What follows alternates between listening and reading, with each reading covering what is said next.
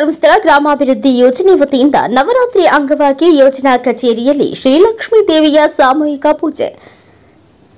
ಚಿಕ್ಕೋಡಿ 2 ತಾಲೂಕು ಶ್ರೀ ಕ್ಷೇತ್ರ ಧರ್ಮಸ್ಥಳ ಗ್ರಾಮೋತ್ಥಾನ ಯೋಜನೆ ನವರಾತ್ರಿಯ ಅಂಗವಾಗಿ ಯೋಜನಾ ಕಚೇರಿಯಲ್ಲಿ ಶ್ರೀಲಕ್ಷ್ಮೀ ದೇವಿಯ ಸಾಮೂಹಿಕ ಪೂಜೆ. ಈ ಪೂಜೆಯಲ್ಲಿ ಶ್ವೇತಾ ಹರೀಶ್ ಪಾವಸ್ಕರ್ ಭಾಗವಹಿಸಿ 5 ವಲಯಗಳ ಮೇಲ್ವಿಚಾರಕಿಯಾದರು.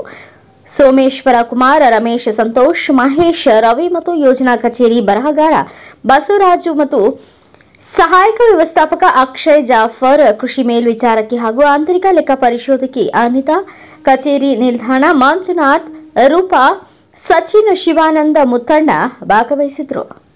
ವರದಿಗಾರ ಅಮರ್ ಮಾನೆ, ವಿಶಾಲ ಕ್ರಾಂತಿ ನ್ಯೂಸ್, ಚಿಕ್ಕೋಡಿ. ಗೆಳೆಯರೆಲ್ಲರೂ ಕೂಡಿ ನಿನ್ನ ಪೂಜೆ